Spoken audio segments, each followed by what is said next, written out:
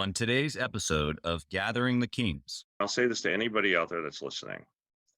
If you have an employee that fails, you're 50% responsible. You are listening to Gathering the Kings with Chaz Wolfe, featuring fellow 7, 8, and even 9-figure business owners who have real battle scars from business and life, but have prevailed as the king that they are designed to be. We welcome high-performing entrepreneurs to the stage in order to reveal the real of the real on what it takes to build a successful business today. We dissect the good and bad decisions they've made along the way that give a true and accurate picture of the journey of success and how you too can get there. Through this dialogue, you will learn the value of growing your network and surrounding yourself with power players and kings like today's guest. Grab your pen and notebook because we're about to dive in. What's up, everybody? I'm Chaz Wolfe, Gathering the Kings podcast. Today, I've got Tony Barlow here on the King stage. My brother, Tony, how you doing? Doing wonderful. Another great day in Phoenix. That's right. We were just talking about this off air. You know, I'm hoping to maybe come to Phoenix soon with my family. I've never been, but I hear this time of the year, it's a little bit warmer than Kansas City. So why not, right? Yeah, you can't beat it. I mean, 50s and 60s, sunny. That's right. It's great. You know, it's funny. I was telling you, I have a good buddy and a team member, Gathering the Kings team member that lives in Phoenix. And he's from Kansas City, generally speaking. And so when he was there for his first year, he was like, you know, Chaz, it's 60 degrees outside and I find myself with a jacket on. I know that sounds a little bit, maybe, like 60 degrees here would be like, wow, that's like pretty nice and warm. He's like, but when you think about it, you know, in Kansas City, you'll go from like a high in the summer of like maybe 90 to 100. And it drops down to 30. That's cold. You put a jacket on, 60 degrees difference. He's like, well, here it'll get 120, 125. And so when it drops down to 60, it's a 60-degree difference. I'll put a jacket on. I'm like, well, when you say it like that, it kind of makes sense. Would you say? You agree? I totally agree. You know, it's like the swings that happen. I saw earlier this winter that there was 78-degree swing in Nebraska in one day. Yeah. From the low to the high. And I'm like, that's just crazy. Pretty nuts. Yeah. I've got family in Nebraska. So I know about that. That's where a lot of your beef comes from. Beef and corn. So anyway, Right. Well, Tony, I just really appreciate you being here. And I want to, you've got a lot of stuff going on, really cool things, projects and stuff that you're working on. I want to be able to get to it. So tell us what kind of businesses or maybe projects that you're working on. Well, first of all, I want to frame it. EPI-HAB is short for epilepsy habilitation. We're a 65-year-old nonprofit that provides employment to challenged adults. It's a pretty amazing thing. And we just provide services that people have to do by hand. That, you know, everybody talks about automation, but there are some things you just can't automate, right? So we're not a small organization. We're a $3 million a year company. I have 47 employees. And we're growing and we're constantly offering new products and services. And we are the answer for entrepreneurs. That's kind of really where it fits in. Yeah. I'm not relatively new to being the president. I've only been the president for just under 2 years. Okay. In my previous career, I spent 30 years in executive leadership, selling basically being in charge of teams that sold digital printing equipment. So I worked for Xerox, I worked for Canon, I worked for Konica Minolta. In my last job at Konica Minolta, I was in charge of a specific division for the Western US, and I had over 200 salespeople. Wow. So pretty big responsibilities. Yeah. Well, I love that you're clear on your mission, you know, not only to help the people that you're helping employ, but then also on the backside to help entrepreneurs kind of bridge that gap. So I want to learn more about that. Before I do, I want to ask you the same question that I ask everybody right at the beginning, right off the top here is, why are you doing this? And so as your path to entrepreneurship has maybe been a little bit different than someone who maybe started the company, you've still found yourself in a position where you're leading an organization and you're doing incredible things as the president. So why are you still at this level? Why are you pushing so hard? What's the bigger picture for you? Wow, pretty amazing. I guess I had to think about this for a while. Back in 2017, my wife had lost her mom and then lost her dad. Wow. And we were having one of those late night conversations where, you know, all I could say is we're laying in bed, we're talking, and she was in the zone. She was just in it. She was contemplating life, contemplating her existence. I mean, Yeah. Relationships, spirituality. I mean, you name it, right? Yeah. And she asked me a question that to this day is still probably the most important question I've ever been asked. She said, honey, I know this is not going to happen tonight, but if you were to die tonight in your sleep, what would be your 3 biggest regrets? Oh. And 2 of them are very personal, and I will not get into them. But one of them was that I had never finished my degree, that I had started out at high school, into college, I'd worked my way through. We moved to Arizona when I was a senior in college. I had 90 credits. You need 120 to graduate. Right. And life got in the way. Yeah. We new career, new marriage. We had a baby. My Right. son at 3 was diagnosed with autism, job changes, and life just got in the way. Yeah. And so as I was talking to her, and she said, well, if that's your biggest regret, why haven't you gone back? And I gave her every excuse in the book. As we all And do. you know how women can just see right through you?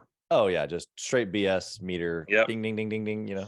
She said the most piercing word. She says, honey, I love you, but that's you stopping you. And the man I married never quit a day in his life. Whoa. And she Pretty said, powerful. if you want to go back, and if it means that much to you, I'll do what I need to support you, to help you, and but make it happen. Yeah. So I did. So literally, I started down this journey, and the next thing you know, I had 80 credits transfer out of 90 from 20 years ago to Grand Canyon University. That's awesome. And I was on a less than 2-year plan to graduate. Yeah. And when I took it, I knew that Grand Canyon was a Christian school, but I didn't know details. I really didn't know that it was formed by the Southern Baptists, and I didn't know that there was a Christian emphasis in every aspect of the education. And all I can say is in those 2 years, it transformed me personally, it transformed me professionally, and it transformed me spiritually. And I'd always worked for companies and thought I was doing the good, but going through that experience actually made me realize that what I was doing, even though I loved that career, wasn't fulfilling my purpose. Yeah. And the door opened, and I came here to EPI-HAB, and the rest has just been history. Yeah. I mean, first off, thank you for sharing that. What an incredible moment between you and your wife. I would encourage the listener, not only just the questions that she asked you, I think that we should all ask ourselves that question, but in addition to that, what an encouraging way to do it with your spouse in a safe place. And of course, some people have a strategic partners or even a mastermind group that they can do the same thing with. But when you have ideally the closest person in your life being able to support you in that way, I don't know about you, Tony, but I'll run through days and days of walls, just wall after wall after wall. If I know my wife is standing on the side going, let's go, champ, So I say all that to say, thank you for sharing. Number 2 is, so you're here, you're fulfilling your purpose. It dramatically changed you. So what is the purpose that you're fulfilling? So EPI-HAB provides employment to challenged adults, and it's been here 65 years. I'm the first president in 65 years that actually has a challenged adult. I have a 27-year-old son, Matthew, who's high functioning with autism, who works here. And when I started, EPI-HAB had some really tough years, and they were 18 months away from going out of business. Wow. And all I can say is that there have been times in my life with the situation with my son, and he's our only child. where my wife and I have looked at each other and said, why us? And Yeah. I know that God doesn't give you more than you can handle, but why does he trust us so much? And, just why us, right? And the day I got the phone call about this opportunity, I just became aware that he had been preparing me for this my whole life. Yeah. And so since the time I've got here, we've gone from a $900,000 a year revenue to 3 million. We've gone from 18 employees to 47, and we're just on a path that I couldn't imagine, but that I knew was coming, and that is bigger than what I can imagine and what I know God has in store. And so every day I see a miracle. Here, I see something every day, and it just fills my heart with joy. It fills my spirit with faith. Yeah. And no matter what comes our way, I know we're going to get through it. And even if a door closes, another one is going to open that's even bigger and better than what I thought the other one was. Yeah. And so that's where we are. I just appreciate the vulnerability there. I mean, I think that it's encouraging to hear, number one, but it's just real. So it's just straight from the heart. And I appreciate that perspective. Let's get into some nitty gritty. You said you had kind of bounced around a little bit. You end up getting your career, your degree, and then this opportunity came. So tell us kind of why this opportunity came. Why did you decide to take it? Tell us about that first maybe transition of a couple of months. How did you and leading this company come to be? Well, it's amazing when plans start falling into place. Right. I had told my wife that, that after getting my degree, I didn't feel that the company that I was in was a good fit for me morally and spiritually. And that no matter what I was doing, I was helping some people, but that I was just a number. Yeah. And that there was going to be no way for me to achieve my potential.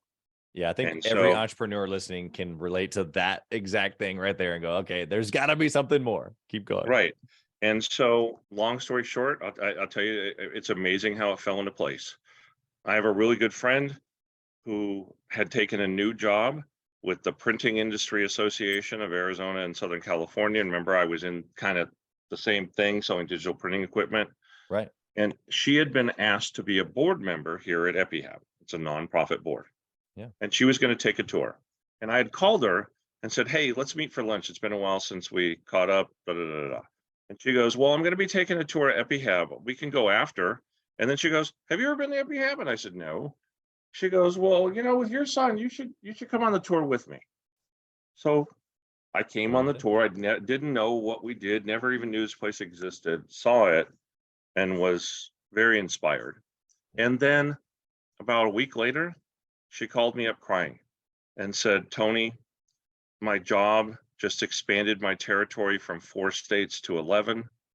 I'm not going to be able to be a board member, but I don't want to let them down. Can you take my place? And I'm like, okay, yes. Yeah. So I went to my first board meeting, and just being the naturally inquisitive, let's get to the bottom of things guy that I was. Yep. I asked some questions of the president that was the current president at that time. And I uncovered a lot of things why EPI-HAB was in a downward spiral that board members had been trying to figure out for 2 years, and they couldn't get the answers. Wow. And that afternoon, I got a phone call from the CEO of the chairman of the board, who I've known for 20 years. And she said, I don't know what you did. She says, but I've received multiple calls from the board members, and they want you to step in and take over. And she says, what do you say to that? And I said, you can't afford me. You're a nonprofit. And she said, Tony, I've known you for 20 years. Don't tell me what you're worth. Tell me what you need. Yeah. Be very transparent. Yeah. And if there's a way that we can work it out, we want to make it work it out. And that's how I got here. Wow. And in the first few months, I realized that the facilities had been neglected for 12 years, Yeah. that people that are supposed to be the people we're serving as a nonprofit Right. were treated less than. Yeah. And it lit a fire in me that was like, not on my watch. Yeah. And it has been a transformation. Papa Bear has arrived. Yep. Well, I think that, it's winning, right? Like at the end of the day, every entrepreneur, when faced with a challenge, it's like, okay, hey, look, like it's going to be difficult, right? Like you didn't walk in thinking this was going to be cake, but you said it lit a fire. And I think that that's the passion or the burning desire that we all have as entrepreneurs to be able to get after it and ultimately win, right? That's what the game is about. For you, you just get to win in a couple of different ways. You get to help, not only the nonprofit perspective, but then the ending result of the client that you're actually ultimately serving. So I just appreciate that excitement around that. Well, it's kind of interesting. EPI-HAB is a self-sufficient nonprofit. That means that we don't require donations to keep the doors open. We Right. charge for the work that we do. We pay the people a fair wage. We pay benefits, vacation time, sick time, all these things. And for most people, it's their first job. Yeah. But we help them be able to gain confidence and skills. And if they want to stay here, I have people that have been here 20 plus years.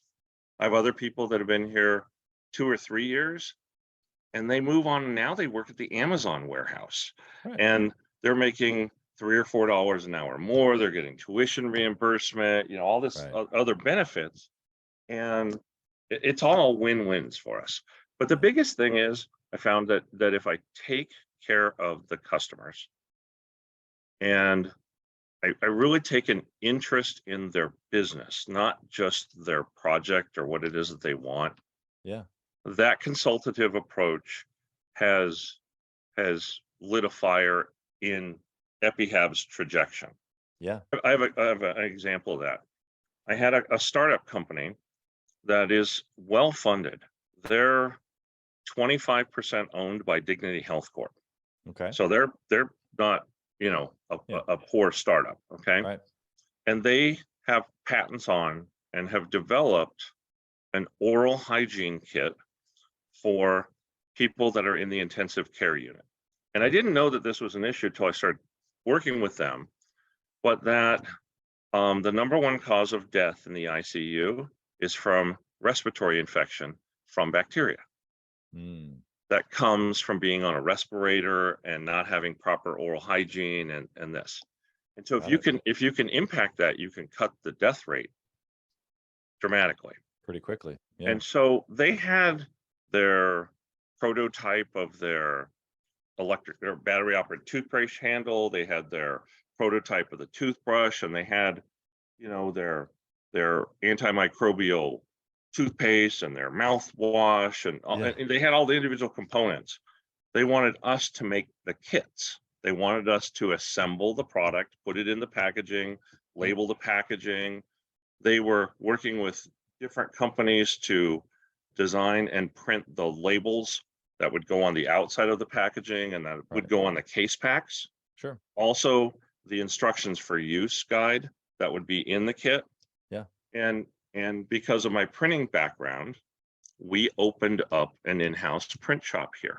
Of course. And so now I started consulting with him saying, well, let's work with your designer. Let's do this. Let's do this. And we ended up handling the printing of all their labels, the printing of their use guide in a way that cut their costs 3 times over what they had anticipated it would be based on what they were finding on the outside. Yeah. We looked at ways at automating their processes, and they just did their first $1 million order. Wow. And they're expecting a $3 million order in the next 2 to 3 months. Yeah. And it was all done and kitted by EPI-HAB. And what was so great about it is they were so happy with the job and the quality of work and everything that we did and the timeliness of what we did, that they needed to make sure that they, as well as us, were an FDA approved facility. Sure. they paid our $7,000 FDA membership, submitted the application, and now we're an FDA approved facility. Wow. Yeah, that's incredible. Yeah, when you provide value, just for the listener here, when you pay attention, when you provide value over and above, it is so easy to then get an exchange going back and forth. And that sounds like super simple, but what we're talking about here, what Tony just did with this client is that almost like subconsciously, or almost just out of just the routine of just who he is and how they're running this business, they looked at someone in a situation, solved some problems, and it created so much value, not only just from a non-perspective, or from a nonprofit perspective. As a business owner, there are things that we package, and I'm going, well, if I can use this company as opposed to some, like, yes, that makes perfect sense. But on top of that, then you're going to provide all this extra value. So I'm just making this point for the listeners that when you look for ways to not just serve, to do the things that you said you're going to do, but all the other things that when you come back to your client, or when you make a referral, or when you connect somebody, or whatever it is that you're doing with this type of person, client, team member, whoever it is that you're dealing with, and you look to just add value, it will never return void to you. Would you agree with that, Tony? Oh, it's been amazing. When I got here, one of the things I uncovered was they had about a 20% success rate before I got here, from when they make a quote to getting the job. Okay, about 20%. So that means 80% of the quotes that they didn't get the job Didn't for. win. Yep. Okay. I restructured how we would do quotes.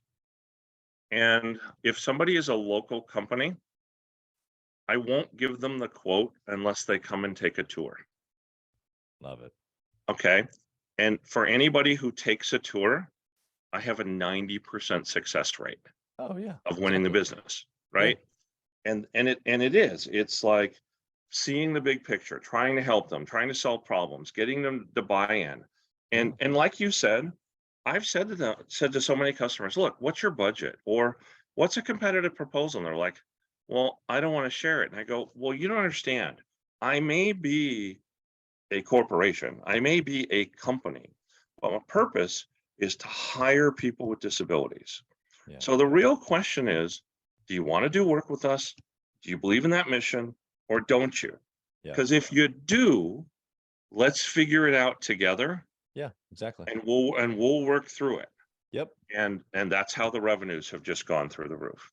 Yeah, you're aligning with something bigger than the actual problem that they have, which I think is still applicable. And I'm going to ask you a question about this here in a second, but for the listener to be able to roll this into what they're doing, so I'm going to ask you for some advice. But in essence, you've made it more than just the X's and the O's, more than just the, I want to come repair your HVAC system, or I want to build you a website, whatever the service is that the business is offering, right? You're aligning over here, whether that be with core values, whether that be with your mission statement, whether that be with how you do life. And then because you agree and you're in alignment, it just makes sense to do business together. Let's just work that piece of it out. What would you say to the person listening right now who's like, okay, this makes sense, but I don't have a nonprofit. I can't ask someone to align with me on hiring disabled adults. What do they need to do in order to have this play to run? The first thing is they need to make sure that they're networked with the right group of people. Okay. And what I mean by that is that a lot of times we associate with people that maybe we don't think or agree with their values, right? Or we don't agree with the way they run their business, or morally or faithfully, they're not in the same place that you are. And I would tell you that when you always want to work to expand your network, but you want to expand your network the right way, with the right people, with the right goals and the right values. And that when you do that, doors open. Yeah. And the thing that I would say also would be try to find peers that also support that, your way of business, your way of communicating with the customer, your way of solving problems, and when you and help people even if it doesn't help you. Yeah. And then it will come back. Yeah. So good. I think the listener should hit pause, go back 2 minutes and listen to the last 2 minutes again and again. Tony, I'm going to give a super practical, answer here to the listener, because I think it makes a lot of sense, because we're literally on it. Like, this is the podcast that you're talking about. For me, this is what I've done with the podcast. I initially started Gathering the Kings Mastermind group. It's a 7, 8, and 9-figure business owner group, peer to peer. And so everything that you just said happens inside of that, which is great. But what about the people that don't qualify? Well, when people reach out, we say, hey, look, we've got a great podcast. And we've done 200 and plus, 230 episodes last year. We'll probably do over 300 this year. And you know what? I just wanted to give to those that maybe couldn't get into the group. But then on top of that, kind of underneath that, somewhat selfishly, I get to expand my network with guys like you, of maybe we do something strategic together, maybe we don't. I've had people from the show join the mastermind group. I've had people where I've literally flown to see them and have lunch, like, you name it. You just don't know until you give. To your point, you just do it out of the point of value. I've had several people say, well, so like, what's in this show for you? I'm like, meeting people like you. And I don't know where that's going to go. Maybe I fly to Phoenix and we do a tour and you guys package all of our welcome boxes for our Gathering the Kings new members, but I would not have known that unless we invited you on the show or unless we connected, So like, to your point, Tony, I think that this is right here. We're living in the example for me of like, wow, this is just shake some hands, add some value, and things happen. What would you add? Well, number one, we want your business. So that's going to happen. That's already, but what I would say is that if you don't ask the question, the answer is no. Yeah. So you have to put yourself out there. You can't sit back and wait for things to happen.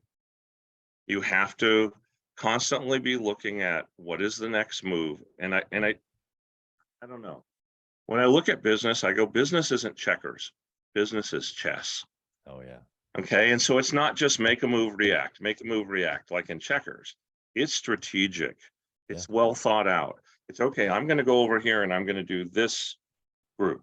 And so, you sit there and you said, like, you have a real estate or you have a construction or you have, different groups, right? Well, I'd look and say, okay, well, what's the peer group of those people, right? Well, but what about all the support people that support that? So it's in real estate. It's not just about the real estate agents or the brokers. What about the mortgage lenders? What about the title companies? What about all the other people that are part of the process? Yeah. So you want to embrace all of them. Yeah. And you want to be able to always handle your business completely. Don't do something 3/4 of the way. Don't have your toe in the water. Yeah. You want to give every one of those people, if you have an opportunity to work with them, you want to exceed their expectations. And when you do that, then they refer you to people, and then the network just grows, and it's just this big revolving domino effect that just it grows exponentially. Yeah. What you just said, I'll put a little cap on this and we'll move on. But when you see the people, not only the person that you're serving, but then the other people that help support or serve that person also, and you start giving them value, really what you're doing really at the core of it is that you see people and you're building relationships. And when you do that genuinely without asking for anything first, like you said, it's valuable, because most people just don't. They don't take the time. And so it's automatically going to be valuable because it's limited. That not many people do it like this. And so when you're just putting yourself out there, whether it's on a podcast or whether you're meeting new people, having them come to your business for a tour, whatever it is that you've picked up from this last 5-minute, 10-minute conversation, it is about adding value specifically to relationships, even more so to people who align with you and the way that you do business or the way that you do faith or business or whatever. And then go after those people. And inevitably you're going to align and you're going to do deals together. That's how things grow. Would you add anything to that before we move on? I would say that you wrapped it up very well. And it's not easy to do. To me, over my career, it has developed and grown and become second nature. But it wasn't always like that. I would say that this is an example of servant leadership. Yeah. And before I went to Grand Canyon University, I didn't even know the word servant leadership. I was a player coach. I wasn't a servant leader, and I was doing it for my own glory and for my own benefit and to get my own financial rewards. Yeah. And I realized going through that experience that when you serve and you lead by example, you naturally inspire other people to want to follow you. That's right. That's right. Yeah, it's so good. Hope the listeners paying attention. I want to get practical with you here. Once you took over this incredible organization and you guys have been growing, I want to know of a good decision that you made. You've kind of already hinted at a few, but let's see what you say here. A decision that's led to success, a lot of your momentum today. What is it?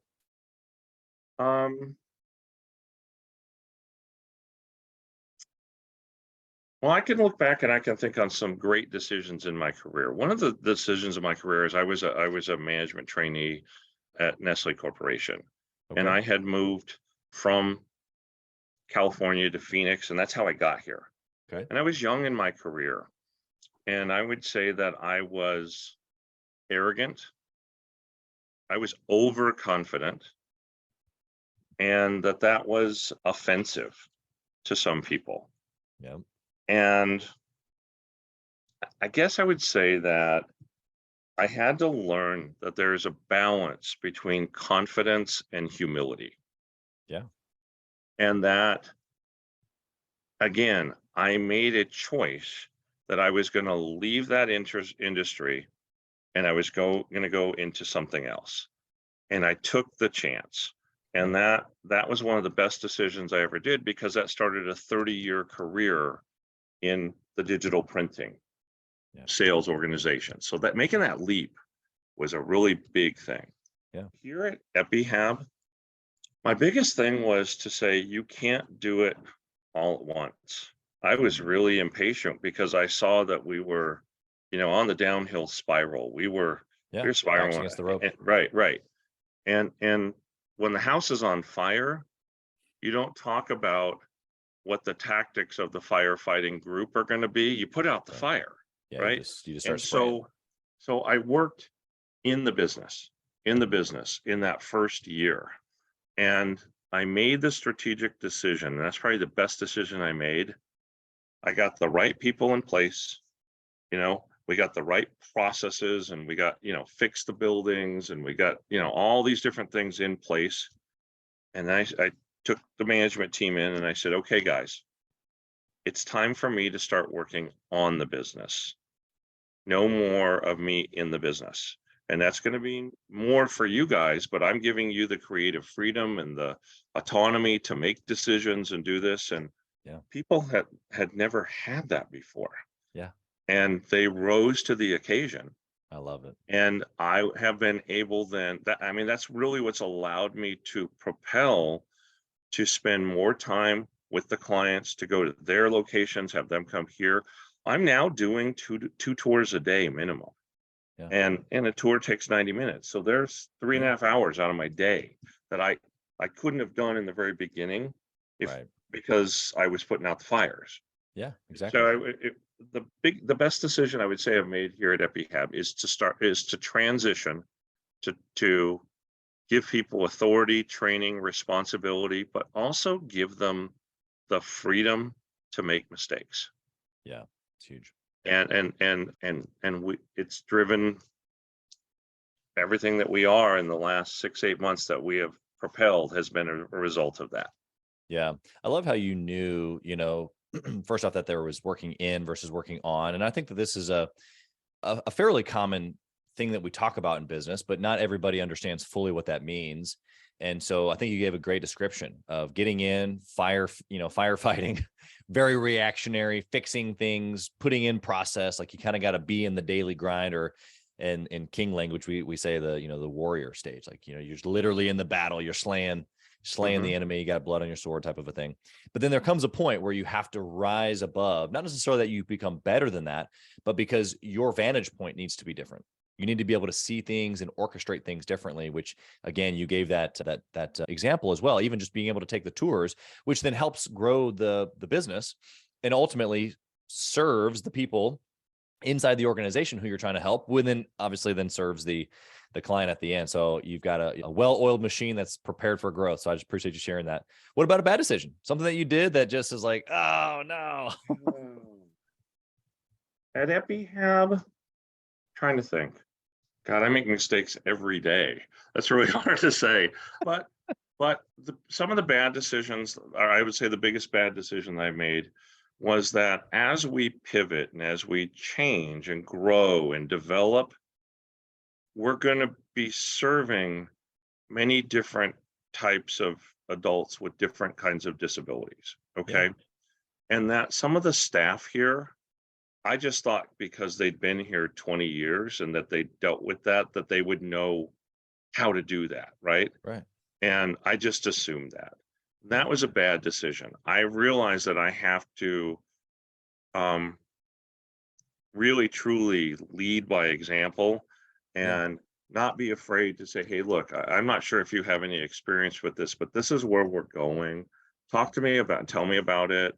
And I found out that there were 4 or 5 people that don't have disabilities here, that part of the reason they work here is they may have a grandson with autism, or they may have a sister that had epilepsy. So there's this connection there, but that they never had any formal training on how to work with people and what to do. And so, yeah, I had to realize I had to step back and not just assume, and that I really had to dive in. And I guess the simplest thing was, and I'll say this to anybody out there that's listening, if you have an employee that fails, you're 50% responsible. They may not have the right work ethic, they may not have the right training, they may not have the right attitude, but if you don't dive in to uncover what it is and then serve them as a servant leader and do everything you can to try and help them learn what they need to know, that's right, then you're responsible. Yeah, this is a real deal. So for the listener here, I hope that you're paying attention, because you just dropped a huge dump truck of value and information. And I'm going to dissect this, and Tony can help me. But when you serve from a servant heart or servant leader perspective, which means that you lead from the front, you don't necessarily have to be in the nitty gritty, but that you're serving them as if you could be right there in the nitty gritty doing with it. And most servant leaders have no problems getting dirty. It doesn't mean that we get dirty every single day or even all day long. It just means that we're willing to. I've cleaned every single toilet in every single business I've ever owned. Okay. So in that position, you have this burning desire to serve. Okay, so fine. This person needs help. They're not performing. Well, first off, let's figure out how they're not performing, why they're not performing. Like, what are the metrics? Where are they falling short? So what are the actual tactical things that they need? And maybe they need some additional, some inspiration, some motivation, some coaching, some communication skills, some other things outside of just tactically here's the XYZ. And then now as the leader, just like Tony just said, it's now your responsibility to level them up. And when you do this, and correct me if I'm wrong, Tony, from your perspective, but when you do this as a leader, when you put it all out on the field, as you say, no, don't leave anything out as far as serving, then when it truly actually becomes down to the line where it is no longer a good fit, you can say with certainty that like it's not a good fit for them either. It's not a good fit for us. It's not a good fit for you, because I literally gave it all to you, and we're still not being able to kind of align here. And so it's okay. In fact, I need to serve you now and help you find something else, because I can't imagine that you're happy here, because I've helped you do everything I possibly can. And we've left it all out on the field per se. And it's still not a good fit. So I just think that whether you're trying to, like actually lead someone to where it's not a good fit or not, it's not necessarily the point. The point is that before that ever comes to a conversation, you're looking to serve them and help them level up time and time again before that ever even becomes a conversation. Would you add anything to that, Tony? Yeah, I would. I would say that in the way that I practice servant leadership is I serve for the sake of serving, not for anything for me. Yeah. Right. And that when people look and say, well, why are you doing that? And I go, well, they needed it, or Right. it was the right thing to do. And that's all that I say. Yeah. It inspires other people around to start to want to be that way. Right. Yep. But what I would say is that I've actually had several people that we hired that I thought were going to be great fits, and they just weren't. And there's one that sticks out incredibly. I sat down with him. I said, okay, forget about EPI-HAB. What is your passion? Right. And it was gaming. Okay. So he was interested in playing games, evaluating games. He wanted to be a coder. And so I realized that this was just boring for him because it wasn't his passion. So Yeah. no matter what I did, it was never going to be a good fit. Yeah. That's right. One of my clients is Activision. That's awesome. And so I had a talk with him and said, hey, look, I might be able to open up a door for you. It doesn't mean that I don't want you here, but I want you to live your dream. I want you to find your passion. I want you to be happy every day. Yeah. And whether something came of it or not, he's no longer with us, but he at least saw somebody try to help him get his dream, help him achieve his passion. That's right. Yeah. Such a great example. And I think that it's an open-handed approach, right? It's not like he was yours to begin with, right? So if we don't hold on to either people or money or process, whatever it is that we think that's ours, we hold on to it tight, don't let it go. If I teach them too much, they'll become my competitor or whatever the mindset is. It's an open-handed approach of like, while I have you, it's my responsibility to serve you. And then eventually you're probably going to move on. So I just love that perspective. Let's go into our speed round here. I want to ask you a KPI question. The way I like to phrase your most important KPI is if you could only pick one thing to track inside the business, Tony, what would it be? It'd be growth. Okay. And it's very simple. Why? You're either growing or you're dying. There's no middle ground. That's right. Okay. And if you're growing, that creates a whole nother set of problems and challenges, right? And then you have to manage that. And those are all things that you can manage, but you don't need to necessarily measure them. But you need to look at growth. And when you look at how you measure growth, okay, well, how much of it is retention? Right. I'm just keeping them. Okay. How much is it expansion? I'm expanding the services that I'm providing to that client. So like that example of the oral clean, right? Where I started doing their printing and I started helping them with their labeling and helping figure out how to do the packaging and all this other stuff. That was expansion of an existing customer, right? Right. And then there's net new. And net new is somebody that I haven't done business with for at least 3 years. They may have been a previous customer, but I've only been with the organization 2 years. They haven't been my customer, right? So somebody who's net new, I want to look at that growth, okay? So I want to look at how much of my business is retention, how much of my business is expansion, and how much is net growth, right? Net new. Yep. And the higher your net new, as long as you keep the other ones flat or rising, that's how you're going to overachieve. And that's how you're going to propel at light speed. Yeah, so true. He just broke down in simple layman's terms how to go freaking win when it comes to with growth. Because you're right. Those three components are in every single business. Some way heavier than others in certain industries or businesses, but the model is still the same. You got to go get new, but you can't just forget the ones you got. Got to still serve and take good care of people. What book would you recommend? Or maybe it's a resource of sorts for someone who wants to grow just like you just described.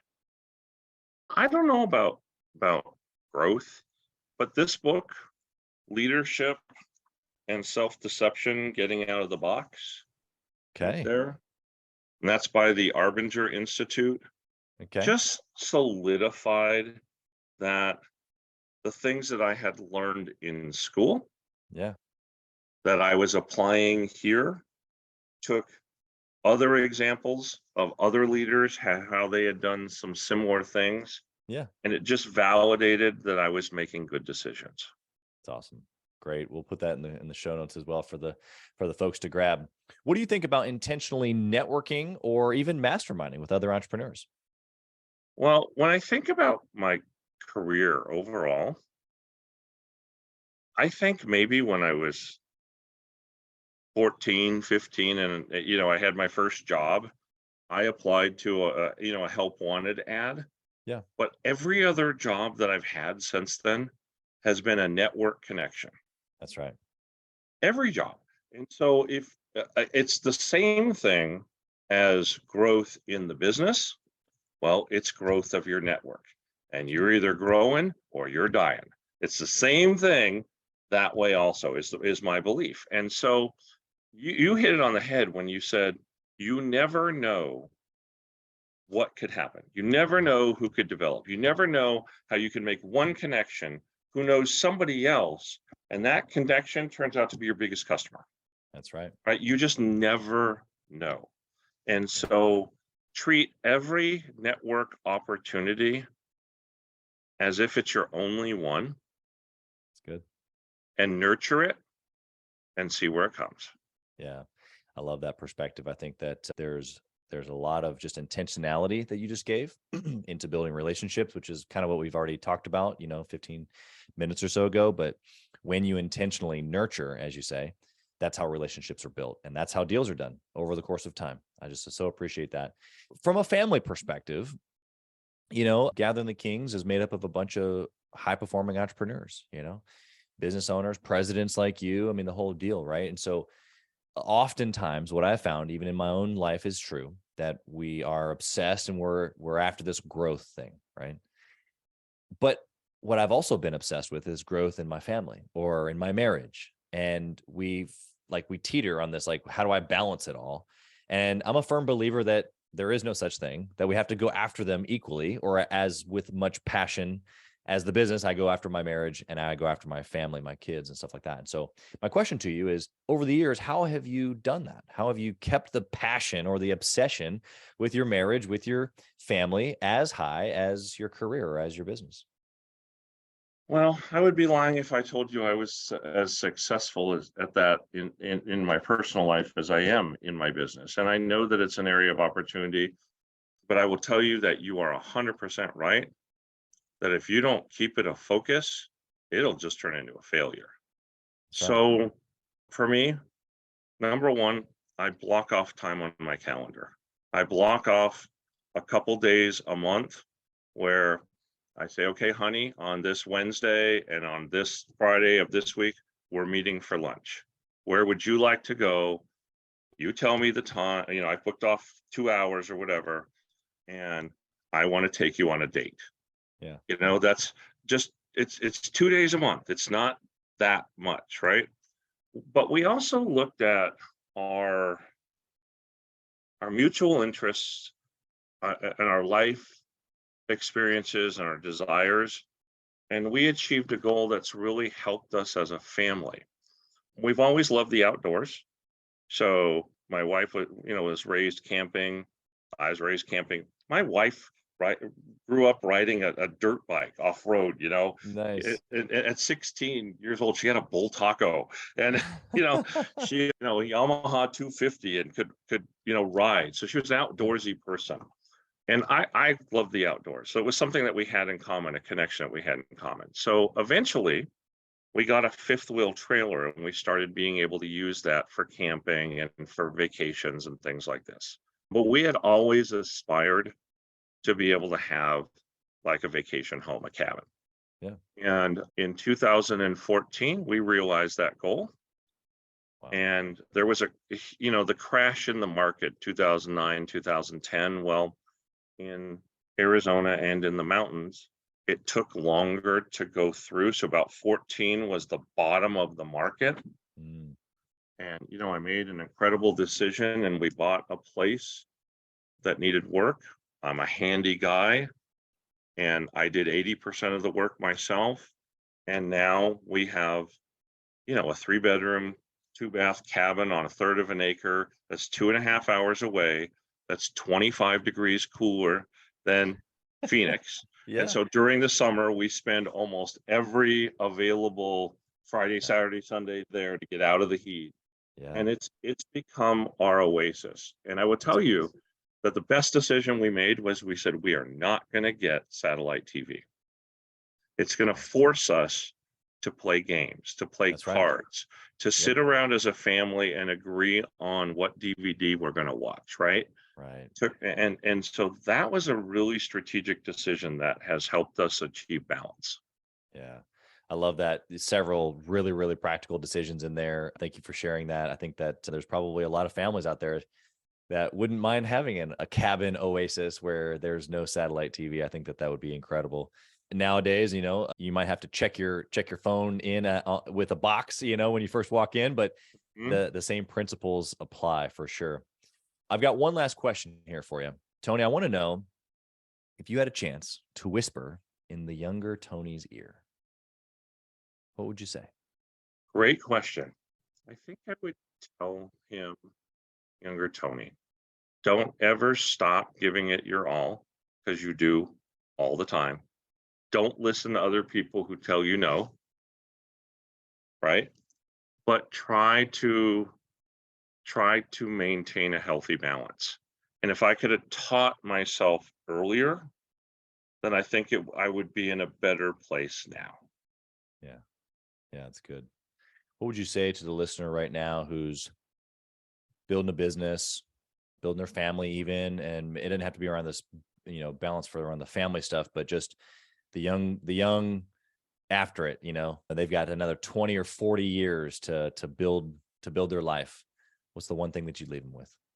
You can have the best family, you can have the best business, you can have the best plans, but if God's not first in that, you're going to fail. It's going to be tough it's going to be tough. That's for sure. I think that I don't know if this was on the recording or not, but if it wasn't, for the listener's sake, I'll say it again. At the beginning, we talked about this exact thing, right? And I said, it's tough. It's tough to catch the wind if you don't yourself put up the sail. But man, when that wind hits, it's like, you just ride it. And I think that that's really what you're sharing with us, not only from a business perspective, but life. I think that there's a blessing that comes when you put up the sail and you're, like you said, we've got the plans. That's the sail. But when you've got that extra layer, there's a big, big difference. Tony, I want to know, how can the listener find you? So maybe they're in need of some sort of a packaging or printing solution, and they need to reach out to your team to solve that problem for them. Or maybe they just want to pick your brain as an entrepreneur. How can they find you? Well, there's lots of different ways. First of all, I don't think I went through all the different services that we provide, and I really want to make sure. Yeah. So if you're that entrepreneur and you're starting off and you want your garage back and your wife wants the living room back, but you're not at a point in time where you can have your own facility, Yeah. you need to give me a call and I'll help you make the next move. Outsourcing before you get to your facility, number one. Okay. Yeah. Number two, if you've got projects that you just don't have the manpower for, you don't have the bandwidth for, you don't have the storage space. I've got 65,000 square feet here. I'm not a small organization. I've got 47 employees.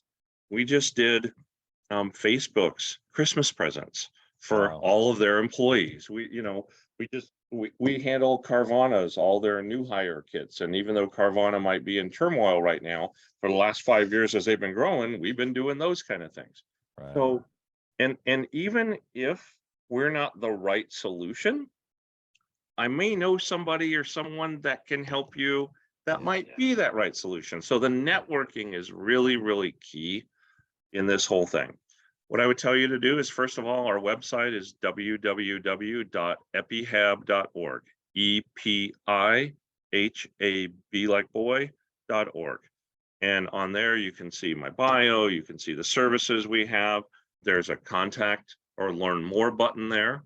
Also, we're on Facebook, we're on Twitter, we're on LinkedIn, and all you got to do is just do a search, or, at Twitter, you're going to go at EPI-HAB Phoenix, and you'll find us one way or another. Yep. And what I can do is I can make sure that Chaz has my direct information. And if anybody wants to reach out to me, look, I'll take anybody's email. I get 300 to 400 emails a day, and I have to go through them, which is part of that balance thing. But I've got pretty good at being able to say, this is not me, not me, not me, not me. Oh, this one needs some attention. So that email address is Tony B, TONYB like boy, Tony B at epihab.org. So start there. And I'm looking forward to talking to many different people and helping them they may not have, quote, problems. They just may be, hey, look, I have this idea. Have Yeah. you ever seen this before? Right? I've taken 15 to 20 companies that were startups and helped them be 5 million, 10 million, $15 million companies, whether it was in my previous business or here. And so that experience is invaluable. And that's why I'm really excited about potentially being part of the King's organization and being an asset to be able to help and serve other people. Yeah, Tony, we just really appreciate that. Thank you for sharing that. We'll put all that in the show notes as well, along as your email and all of your socials and stuff like that. So you've been incredible, and the value dropped here today is probably unmeasurable, actually. But your decades of experience and just your passion for what you're doing is pretty cool. I really appreciate you being here. Blessings upon all those 47 folks, as well as your family, as well as your all the things that you're putting your hand to in 23. Thank you for being here. Well, thank you. I appreciate the time, and I look forward to hearing from whoever wants to reach out. Thank you for listening to Gathering the Kings today. I hope that you were able to pull out a few nuggets to go apply into your business right away. More importantly, though, I hope that you're realizing that it takes more to be successful than just being by yourself, doing it all on your own, carrying the weight all by yourself. What I have realized, not only in my own journey from multiple businesses and multiple different industries, and now interviewing literally over 200 or 300 other very successful 7, 8, and 9-figure business owners, is that it's tough to do it alone. And so Gathering the Kings literally exists to bring together successful entrepreneurs. In fact, we are putting together 1,000 kings, specifically who are grateful but not done. We're intentionally assembling kings who fight tooth and nail for their business, family, and communities. And here's what we believe, that in the pursuit of excellence in those areas, that it ignites within us the responsibility to govern power and forge a lasting legacy. So if that relates and resonates with you, and you know that you need people around you, sharp, qualified, other very successful business owners, I want you to go to gatheringthekings.com. I want you to take a look at what we're doing and see if it makes sense for you to be part of our pursuit to 1,000 kings. Talk soon.